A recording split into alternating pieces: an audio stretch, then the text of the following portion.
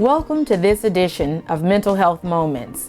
We hope the mental health news and information shared here will empower you and your family to get on or stay on a journey towards wellness, mind, body, spirit, and soul. I'm Dr. Beverly Sargent, Executive Director of the District Heights Family and Youth Services Bureau. The Youth Services Bureau, or YSB, provides mental behavioral health counseling to children, youth, and families. Today, we're talking to Dr. Eric BORNSTEIN, who lectures throughout the country with the Institute for Natural Resources. Stay tuned for this important conversation about teens, nicotine, THC, and the brain. But first, if you or someone you know is finding coping with daily activities challenging, don't suffer alone. If you're in crisis, call the crisis line at 1-800-422-0009 or the suicide hotline at 1-800-273-8255. You don't have to be alone. You don't have to be sad. There is help every day, all day, and all night. Remember, your mental health and your children's mental health matters. The District Heights Family and Youth Services Bureau is your YSB, and our sole purpose is to serve you. For appointments, call us at 301-336-7600. If you have questions and you'd like to email us, do so at questions@districtheights.org. Again, that's questions@districtheights.org. Send us an email. Tell us about the show. Maybe even share some topic suggestions. We're looking forward to hearing from you. Due to a grant we received from the Maryland Center at Bowie State University, we're going to spend the next 8 shows concentrating on tobacco, education, and prevention. We will include some vital information on marijuana, THC, and the teenage brain. Please stay tuned. This is certainly news you can use.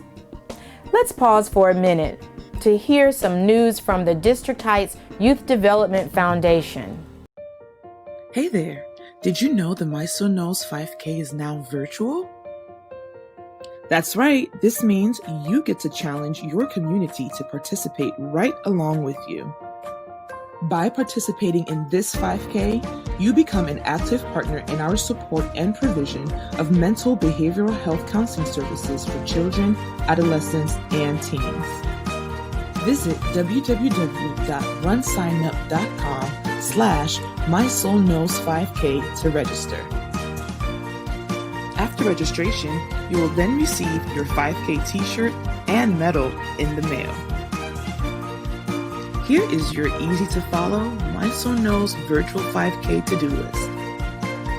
For event updates, make sure to like our Facebook page, District Heights Youth Development Foundation. Thank you so much for partnering with us. This 5K supports children's mental behavioral health services. The Youth Development Foundation, working with the Youth Services Bureau, does not turn anyone away due to a lack of funds. So your support is crucial. The 5K is virtual, meaning all you need to do is register and run or walk any day, anytime, and anywhere you want. Visit runsignup.org and search My Soul Knows 5K. Soul is spelled S-O-L-E. After you register, you'll be sent your medal, your event bib, and your t-shirt. Remember, children's mental health matters. Let's walk or run for children's mental health. Register today. Now, let's chat with Dr. Eric BORNSTEIN. Dr. BORNSTEIN is a biochemist, dentist, and photobiologist. He's the former Chief Medical Officer of Nomir Medical Technologies and has received 3 FDA approvals for medical devices. Dr. BORNSTEIN has been published extensively in the peer-reviewed medical and dental literature and for the last 3 years has lectured to more than 35,000 students all over the United States on topics concerning the opioid epidemic, opioid pharmacology, recreational and medical marijuana use, and the dangers of vaping. Dr. Bornstein currently gives live lectures and seminars and webinars for the Institute for Natural Resources on these topics, and his events can be found at inrseminars.com. Can you tell us or share information with us about nicotine and the teenage brain? Yeah, the teenage brain is not a fully formed organ yet. It still has a lot of neuronal connections that have to connect and grow over the course until a young person becomes 22 or 24. The brain is still growing. And the teenager has not quite figured out the risk reward ratio for what happens when they do something that gives them a reward and produces dopamine in their brain. So for a teenager, when a lot of dopamine, which is produced in the brain when they smoke or vape nicotine, they don't know how to process yet because their brain isn't fully formed. They don't have the experience yet to process the risk that goes along with the reward of the dopamine. And the dopamine signaling goes all the way up to a part of the brain called the prefrontal cortex, which remembers what they had to do to get that reward. So if your average teenager who will vape nicotine or take some other drug that causes a large increase in dopamine, such as an amphetamine or Ritalin or Adderall or caffeine, the brain can't yet determine what is too risky to deal with that reward. So unfortunately, the increase in dopamine in the fully unformed brain yet will help get young teenagers addicted fairly quickly because they don't know how to deal with the dopamine or understand the risk that comes with it. And that's the fear, that they can get hooked on it so quickly. Do you have any data in reference to teenagers and nicotine use? Sure. Let me go to a small PowerPoint I put together for you, and I will show you some of that data. Okay. Last year decided that they were going to use e-cigarettes or vape. And what the vaping devices are they are electronic devices, kind of metal tubes with a heating filament on it that takes a liquid filled with nicotine, impregnated with nicotine, that companies like Juul will sell. And your average kid can get an entire pack's worth of nicotine from vaping one Juul cartridge. It's almost like mainlining nicotine Wow. from these electronic cigarettes, which of course is much worse for the addiction than the cigarettes ever were because they're getting much more nicotine much more quickly. Mm-hmm. Wow. So, is there a relationship between vaping nicotine and vaping THC? Like, I mean, I hear what you're saying about the dangers, but what's that relationship in reference to kids and the dangers? Can you tell if the danger of nicotine is just as bad or worse than the danger of vaping THC, or is it just all bad? It's certainly all bad, and THC, unfortunately, is worse. If you put these two charts right next to each other from the National Institute of Health, you will see the vaping of nicotine in high schoolers going up from 2017 to 2019 on the left-hand side. See how that goes from 10% to 25%? At the Right. same time, if you put the same chart up for daily vaping of THC, the psychoactive component of marijuana, you go up from 5% to 14%. So there's been a direct correlation between the amount of vaping, 8th grade, 10th grade, 12th grade of nicotine, and the same amount going up for THC. If you take a look at another peer review paper describing very much the same thing, you can take a look at this from August of 2019 from the Journal of the American Medical Association. And this says the association between e-cigarette use of marijuana among adolescents and young adults. And what it says here, they did a large review. And they said the odds of past or current marijuana use among youth who used e-cigarettes was 3.5 times higher than those who denied using e-cigarettes. So what's that telling us is when we take a look at some of this data, these kids who use e-cigarettes to vape nicotine are 3.5 times more of a risk to then vape THC than those who've never vaped nicotine because the risk reward, the dopamine pathway is the same. If they're getting a lot of dopamine and the pleasure with the nicotine, they are 3.5 times more apt to then vape THC, which is more dangerous and more addictive to look for the same pleasure and high. Now, I just want to be clear for myself and our viewers. The e-cigarette is actually a tool that teenagers are using, and they can put in nicotine or they can put in THC, They correct? can put in a lot of different things. People should think of e-cigarettes as drug delivery devices to the lungs, just as a pill is a drug delivery device to your digestive system, and a syringe is a drug delivery device into your bloodstream. An Mm-hmm. e-cigarette device is a drug delivery device into the lungs that then goes directly into the bloodstream. You can vape THC. A person can vape nicotine. A person can vape CBD, the non-psychoactive component of marijuana. A person can vape other very dangerous chemicals, such as salvia, a hallucinogen, such as Yeah. kratom, an opioid alternative. And kids are using salvia and kratom today instead of marijuana, and much of it is found in vape shops and head shops and even gas stations around the country, even though most of it is completely illegal.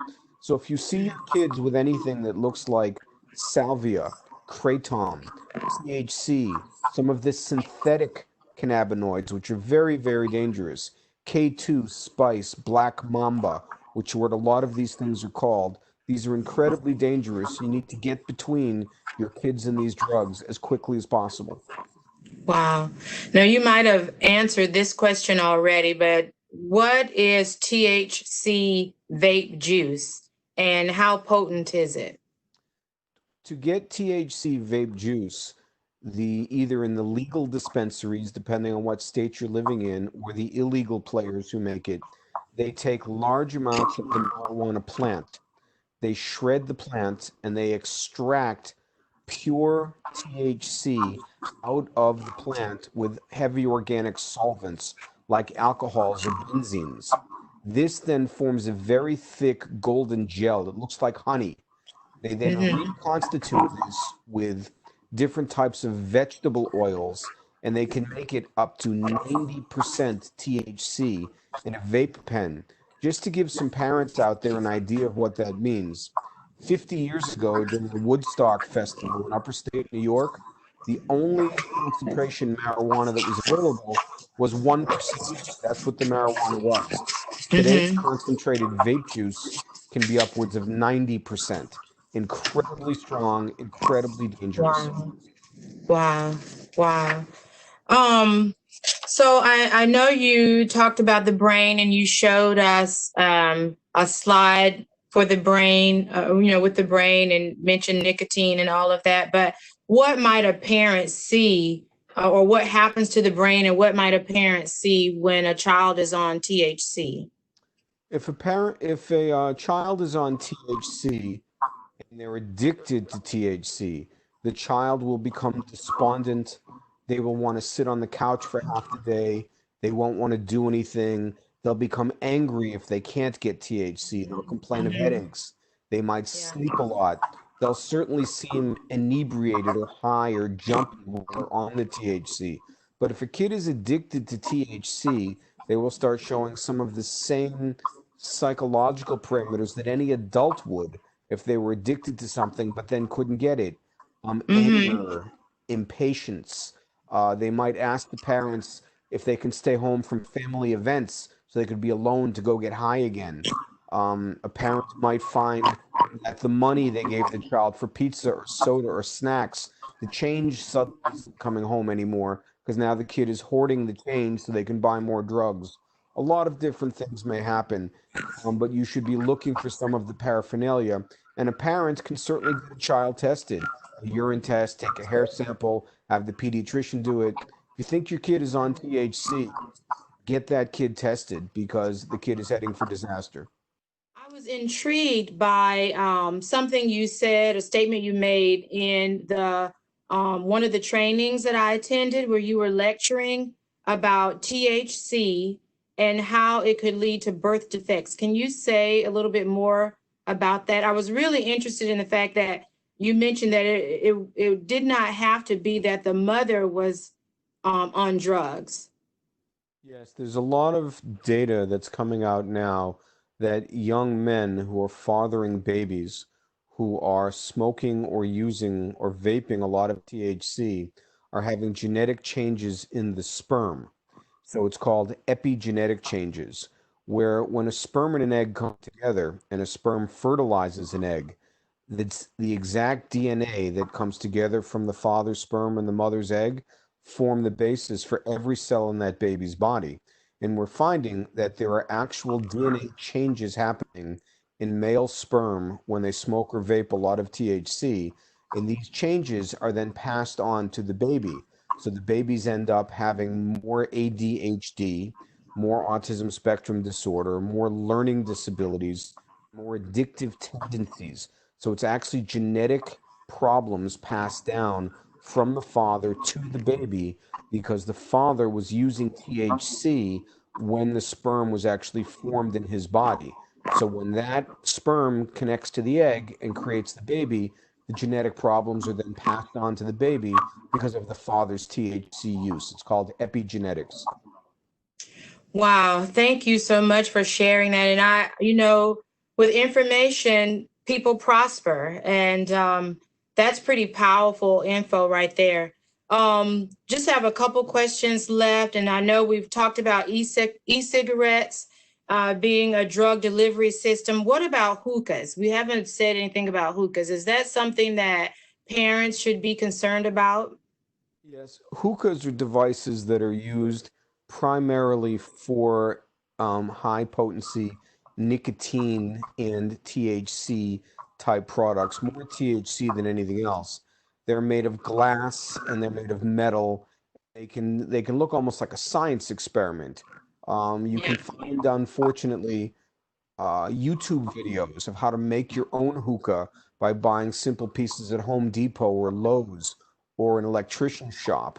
And these hookahs can take some of the very high potency THC concentrates, gels or dabs or butters or shatters, and they can volatilize these THC concentrates in these homemade glass and metal hookahs that the kids can then smoke up the vapor from these hookahs.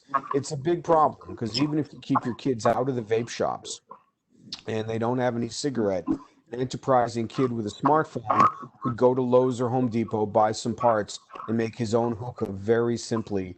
And then if they get a hold of some THC concentrates, they're in the business of vaping THC that way. So yes, parents have to be very aware of it. Wow. Wow. Um, Finally, is there any evidence that marijuana is also a gateway drug to opioid use? 100%.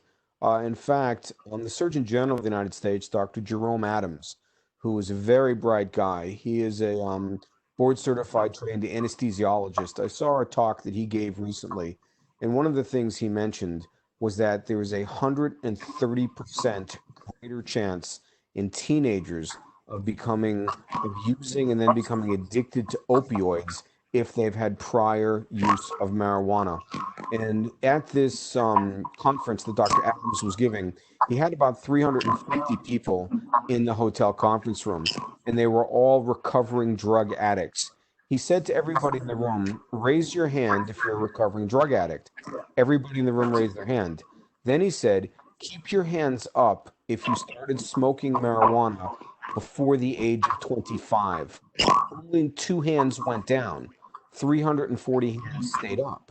So it was clear that these folks who were addicted and recovering to whatever they were addicted to all started smoking marijuana at a young age.